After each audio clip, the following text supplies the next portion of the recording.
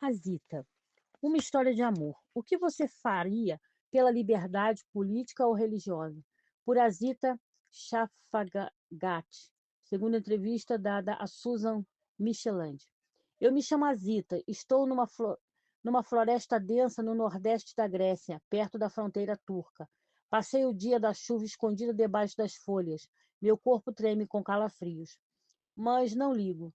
Pela manhã verei meu pai, minha mãe e minha irmã, caçula pela primeira vez em 6 anos.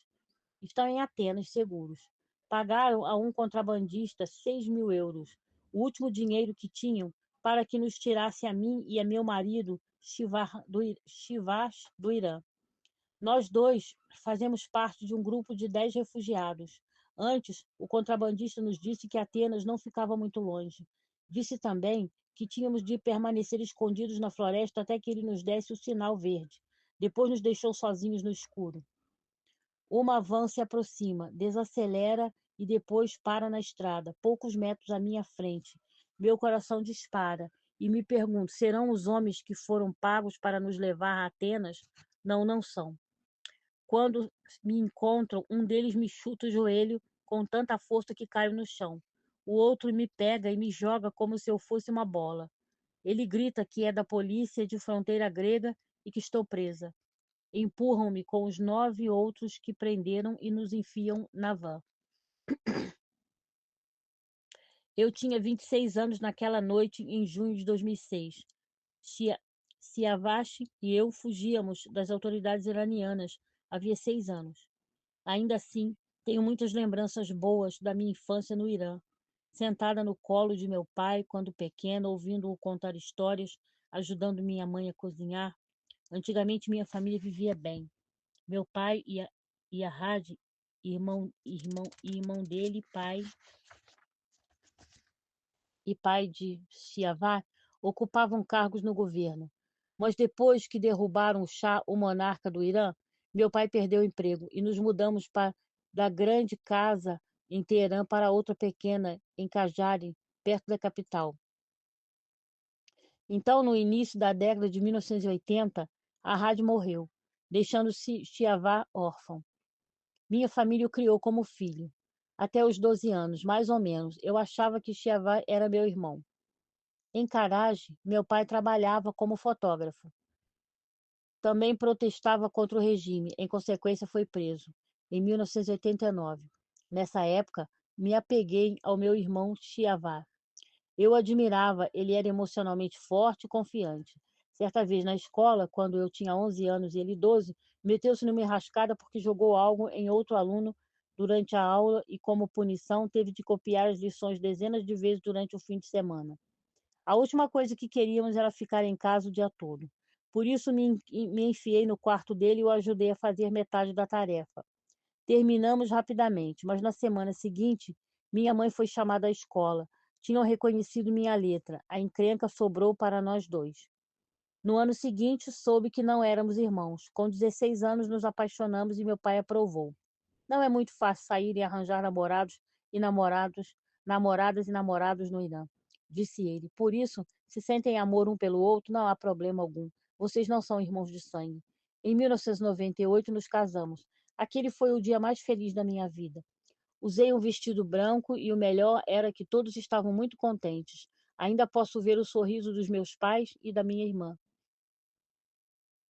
Mas o ano da nossa lua de mel azedou. Em julho de 1999, estudávamos na Universidade de Teherã.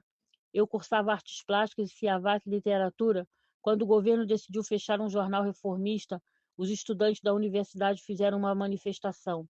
Como retaliação, integrantes do Basij, a famosa força paramilitar do Irã, invadiram os dormitórios, incendiaram alguns quartos e jogaram alunos pela janela. Em 14 de julho, estudantes de toda a parte se uniram em manifestações maiores. Tia Vaz e eu sabíamos que, indo à manifestação, estávamos participando de uma atividade contra o governo, cuja punição poderia ser prisão e tortura. Assim mesmo fomos. As ruas fervilham com milhares de pessoas alegres dançando e cantando. A febre era causada em parte pelo medo, em parte pela empolgação. Queríamos acreditar que nossos protestos mudariam o país. De repente fui derrubada. Eu e Cia Vaz fomos imobilizados surrados com varas e pelas mãos nuas dos Bazi. Comecei a sufocar com o gás lacrimogêneo e o de pimenta. Depois fomos presos e ficamos separados na cadeia durante os 6 meses seguintes. Algemado e vendado, me interrogaram várias vezes sobre o meu papel na manifestação. Por que estava lá? Quem era o líder? Quem mais pertencia à minha organização? E por que usava uma cruz? Fui encostado numa parede e os guardas me chutaram muitas vezes.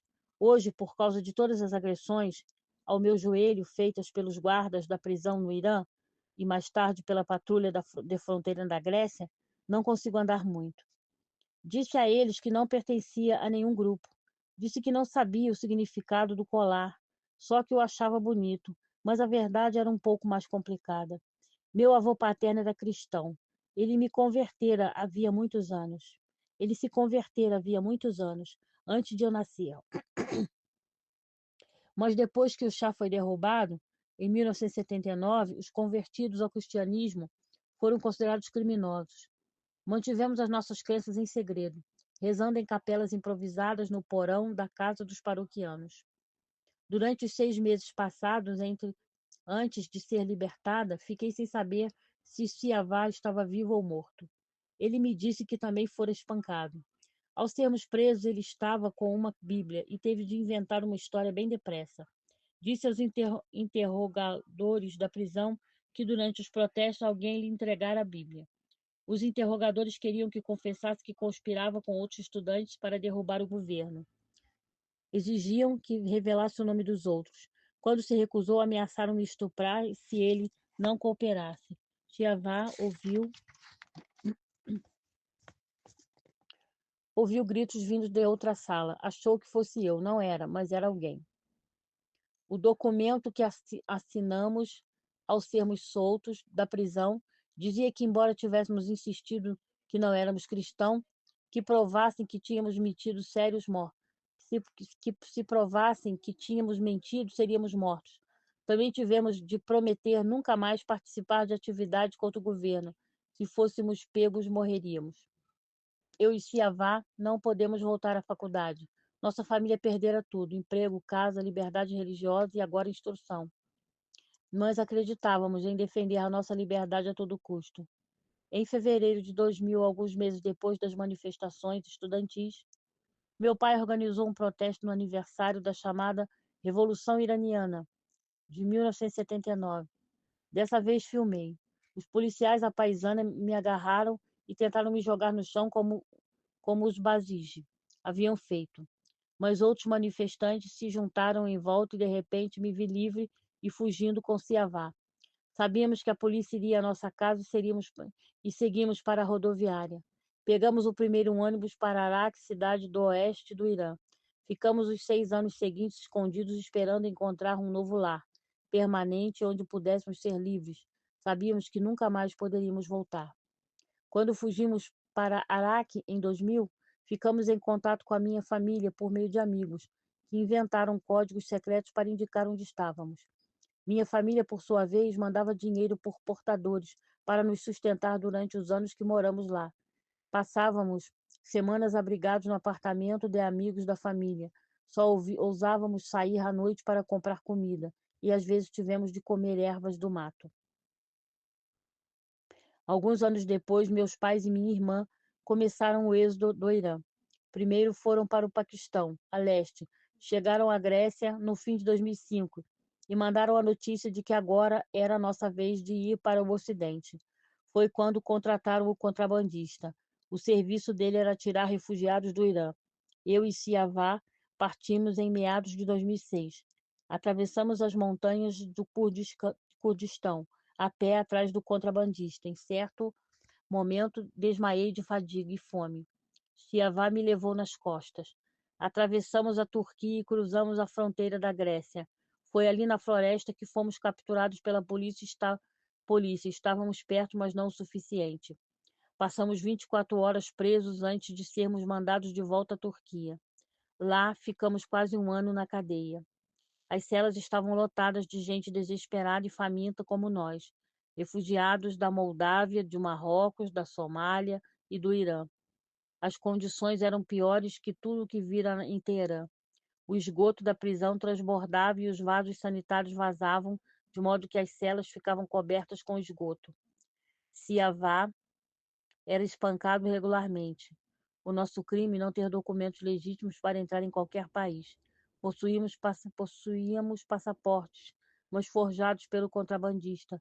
As autoridades da Turquia queriam nos devolver ao Irã, onde seríamos executados. Siavá e eu talvez ainda estivéssemos na prisão turca, ou até mortos, se alguns iranianos que moravam no Ocidente não tivessem sabido do nosso martírio. Reza Parsadim, Pardissan, em Londres, e Nazanin Ashfit Jan, em Vancouver. Levaram nosso caso ao Alto Comissariado dos Refugiados das Nações Unidas. Fomos libertados da prisão em 2007. Reza ajudou a pagar um pequeno apartamento na Turquia até que as Nações Unidas encontrassem um país disposto a nos aceitar. Esperamos 2 anos, e eu orava toda noite para que fosse a Grécia, a fim de que pudesse me unir à minha família. Mas foi o Canadá que nos aceitou em 2009. Nenhum outro país nos quis. Hoje moramos em Vancouver, não muito longe de Nazanin. Estudamos inglês numa faculdade local. Eu e Siavaz estamos juntos e em segurança. Frequentamos uma igreja de verdade e não o porão de alguém. Não tememos ser cristãos nem falar contra o governo iraniano. Toda semana converso com meu pai, minha irmã e minha mãe, que ainda moram em Atenas. Fico de coração partido por estarmos separados. A minha meta é nos unir, seja em solo canadense, seja em Atenas. Mas enquanto não aprendemos inglês, nem arranjamos emprego, não temos dinheiro para visitar nem mudanças. Não se passa um dia sem que eu me lembre da floresta no nordeste da Grécia. Estávamos tão perto. À noite, quando fecho os olhos antes de dormir, imagino meu pai andando de um lado para o outro na cozinha, em Atenas. Minha mãe olhando o relógio na parede e minha irmã pedindo a Deus para que logo estejamos juntos.